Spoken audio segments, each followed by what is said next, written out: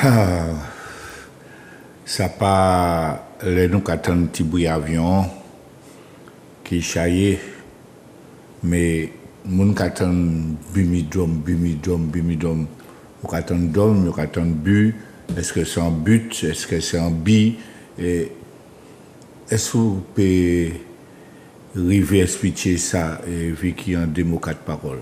Oui, alors je vais revenir sur la vidéo que nous avons vue précédemment. Cette vidéo, effectivement, elle brosse un contexte vu par la radio-télévision suisse, je précise, le 31 janvier 1963. Voilà, donc je pense qu'il y aura des choses à dire à ce sujet. Et puis, donc du coup, on va voir un peu dans les grandes lignes ce que c'est que le bumidum. S'il vous plaît, Jordan, est-ce que vous pouvez mettre ces slides là-bas, s'il vous plaît? Donc le bumidum, il faut savoir que là, vous voyez, on voit dans la vidéo que le bumidum, on voit le contexte au 31 janvier 1963, je rappelle. Et le bumidum est institué par décret quelques temps après, le 26 avril 1963. Le bumidum, qu'on nomme souvent comme ça, c'est le Bureau pour le développement des migrations dans les départements d'outre-mer. Je répète, c'est le Bureau pour le développement, Jordan, est-ce que nous pouvons une slide là, s'il vous plaît? Le Bureau pour le développement des migrations dans les départements d'outre-mer, qui a été mis en œuvre entre 63 et 82. Et au pilotage de tout ça, on reviendra de façon un petit peu plus approfondie, piloté par Michel Debré, qui dans un premier temps était Premier ministre et qui au moment de l'instauration du bumidum était député de la Réunion. Le bumidum, il concerne les territoires donc de la Guadeloupe, de la Guyane, de la Martinique et de la Réunion. La Guyane dans une moindre mesure du côté purement statistique, mais ces 4 territoires en tout cas. Comment on peut définir la politique du bumidum? En fait, déjà, on peut la reprendre, on peut la recontextualiser parce que bumidum n'a pas arrivé tout seul comme ça, en joue comme ça, sans crier gare, c'est pas un coup d'essai, c'est pas. Il y avait eu des travaux en amont auxquels était raccroché le bumidum. Donc, d'abord, on peut parler du rapport Pellier. Sur la nécessité et les possibilités des migrations des Martiniquais et Guadeloupéens. Ce rapport est de 1955, mais il faut aussi dire que ce rapport-là était précédé d'un autre rapport concernant la Réunion sur la même thématique et qui, en gros, préconisait exactement les mêmes choses. Et il était aussi basé sur... on peut avoir la deuxième, Jordan, s'il te plaît? Était rapproché aussi au principe d'une émigration fondée sur la solidarité nationale et la promotion sociale. Petati Kevini, Jordan. La prochaine slide, s'il te plaît. Merci. Donc, effectivement, basé sur le principe d'une émigration fondée sur la solidarité nationale et la promotion sociale. Et ça, c'était une décision votée en comité interministériel à l'initiative du ministre Louis Jacquinot en 1961, qui était ministre du Sahara et des Dom-Tom. Voilà. Et qui a été, ça a donné lieu à un programme mis en œuvre en 1962. Jordan, on peut avoir la prochaine, s'il te plaît? Messi en chaille. Alors, donc on va revenir au rapport Pellier. Le rapport Pellier, il faut que nous comprenions parce que après ça, nous voyons que le bumidum était directement lié à ça. Et donc, je prends un résumé qui a été brillamment fait par Fred Constant, qui dit que ce rapport postule, selon des préceptes dérivés de l'idéologie libérale, que la mobilité géographique peut corriger l'inégalité initiale des ressources entre les ressortissants d'un même ensemble national et que par conséquent, il appartient aux travailleurs d'outre-mer de rejoindre les régions de la métropole plus développées, créatrices de richesses. En gros, la France avait besoin de main-d'œuvre et donc l'outre-mer devait se rallier à l'État fort qui était la France. Et puis le principe des migrations de solidarité, pour faire simple, effectivement, c'était un appel adressé à des personnes d'outre-mer, entre guillemets, non pas un même là, mais c'est comme ça qu'a dit. Alors, nous obligés sa vie pour nous faire ça comprendre nous. Donc, adressé à des personnes d'outre-mer, volontaires, et des deux sexes.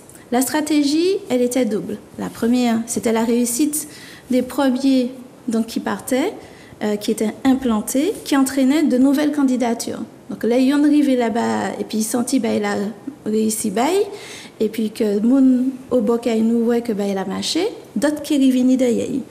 Et puis le deuxième axe de cette stratégie, c'est qu'il fallait qu'il y ait une double dispersion professionnelle et géographique, qui veut dire qu'il fallait effectivement réussir à envoyer des personnes sur plusieurs métiers, des métiers totalement différents, et aussi les ventiler dans plusieurs régions de France, à l'intérieur de la métropole. Toujours utilisé à dessein, le mot métropole. Ok, et puis on va aller sur des chiffres qui peuvent nous permettre de contextualiser le bumidum et ce qui se produit après le bumidum. Quelques chiffres clés. Je précise que les chiffres qu'on donne concernant le bumidum sont toujours des estimations, puisqu'il n'y a pas de possibilité de statistiques claires. Donc, du coup, les chiffres clés donc, sur le programme d'émigration de solidarité nationale, vous vous souvenez, le programme qui a été développé entre 62 et 63 avant le bumidum. Donc, on a 903 Antillais et Réunionnais. Jordan s'est perdu. Jordan. Donc on a 903 Antillais et Réunionnais qui sont recrutés lors de missions dans les territoires entre 62 et 63. C'est pas Tala. C'est pas Tala non plus. C'est pas Tala non plus. On va y arriver. C'est pas Tala non plus. Bon, on va y arriver. Alors. Du coup, ok. Et puis, moi, j'attire votre attention sur une chose. C'est, vous voyez, sur notre développement, nous avons chaque fois le mot migration, émigration qui intervient. Pourquoi, effectivement, choix a été fait d'utiliser le mot migration plutôt que le mot mobilité? C'est une question ouverte, notamment à nos intervenants. Et puis l'articulation du processus du bumidum, il faut retenir effectivement qu'il était axé sur 5 éléments. C'est un processus, le bumidum. Hein. C'est d'abord un recrutement. Ensuite, ce sont des centres d'accueil, donc des foyers. Donc, l'AIOTEC a recruté ces moments dans les territoires. Après ça, il y a mis dans des centres d'accueil, des foyers au bout de la France.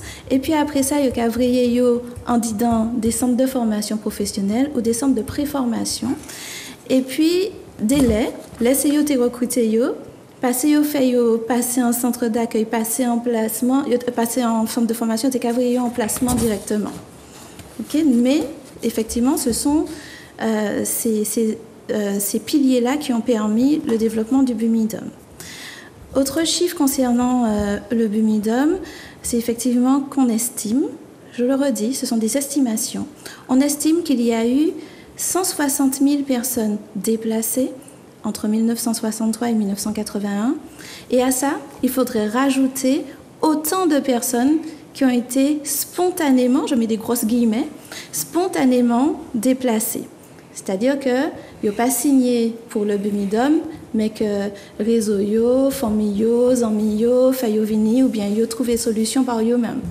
C'est ce qu'on appelle des déplacés spontanés. Et puis deux chiffres qui sont importants aussi. L'évolution de la population native des Antilles et de la Guyane en France hexagonale. Alors, entre 1954 et 1999, on voit effectivement l'évolution énorme, puisqu'en 1954, il y avait 17 500 originaires des Antilles et de la Guyane en France hexagonale, on estimait en tout cas. Et en 1999, cette population était estimée à 227 000. Et puis, un dernier chiffre, il faut gratter pour les trouver, ces chiffres-là.